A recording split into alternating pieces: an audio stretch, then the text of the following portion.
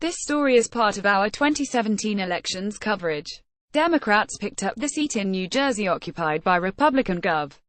Chris Christie. But their more important win on Tuesday came in Virginia, which they held onto by an unexpectedly comfortable margin. When the year began, anything less than victory in both this year's races for governor would have felt like defeat for the Democrats. While they still face a big deficit in terms of overall control with just 16 governorships to the GOP's 33, there is one independent governor. Democrats are pleased by the prospect of momentum heading into 2018, when there are 36 races for governor. Democrat Phil Murphy had been the favorite all year to win the New Jersey governor's race to replace term-limited Christie.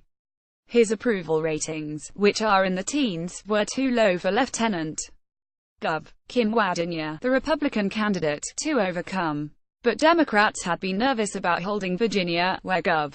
Terry McAuliffe is term-limited. Democrat Lieutenant Gov. Ralph Northam raised more money and held a polling lead against Republican Ed Gillespie, but the race appeared to be tightening in its closing days. This was a very powerful repudiation of Donald Trump politics in Virginia, says Stephen Farnsworth, a political scientist at the University of Mary Washington. It looks like Ralph Northam will win by a bigger margin than Hillary Clinton did a year ago. That happened largely on the basis of suburban voters rejecting the Trump presidency. Indeed, Northam outperformed other recent Democratic candidates in the voteric suburbs of Washington, D.C. A Northam victory was expected to continue the era of McAuliffe, who spent his term vetoing bills passed by the GOP-controlled legislature. As it turns out, though, Democrats made unexpectedly deep gains in the state house as well. Democrats have picked up at least a dozen seats, cutting deeply into the GOP's 17-seat margin. State Senate seats were not on the ballot, but the GOP majority in that chamber was already narrow. The Democrats won or are ahead in every swing delegate race in the state and others that really weren't on the radar screen but are likely to flip, says Farnsworth. In a sense, Virginia's vote just continued the political trend in the state. In 10 of the past 11 elections for governor, the state has voted against the president's party for governor. The only exception came in 2013, when McAuliffe won the year after Barack Obama was re-elected as president. Virginia, which didn't vote Democratic for president between 1968 and 2004, now has a blue tilt. It supported Obama twice, and Clinton carried Virginia last year by 5 percentage points. But pundits are reading more into the Democrats' big night.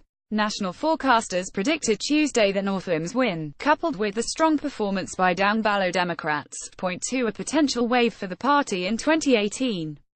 The president's party nearly always loses seats in midterm elections, but President Donald Trump's unpopularity could lead to deeper losses for the GOP, if his approval ratings don't recover. Gillespie was a prototypical establishment Republican, a former Capitol Hill aide, lobbyist and chair of both the state and national GOP.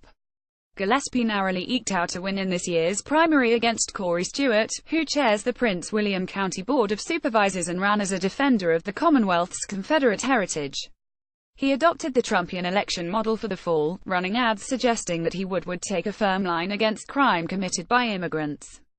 Gillespie's defeat in Virginia may now discourage Republican candidates elsewhere in U.S. who were gearing up to follow Trump formula, presidential historian Michael Beschloss tweeted. In New Jersey, Murphy pledged to increase spending on education, which could prove tricky in a state where taxes are already considered high. He's also likely to take up bills that have been passed by the New Jersey legislature, which is controlled by Democrats, but vetoed by Christie. There are going to be a few issues where the Democratic legislature has voted for something, and Chris Christie has vetoed it, that you'll see right away, says Ben Dworkin, director of the Rebovich Institute for New Jersey Politics at Rider University.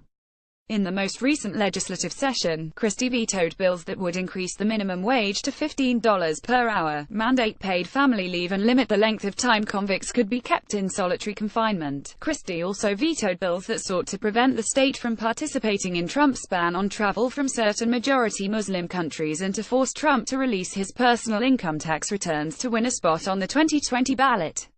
Christie called the latter proposal an unconstitutional form of therapy for Democrats still reeling over Trump's 2016 victory. This story is part of our 2017 elections coverage.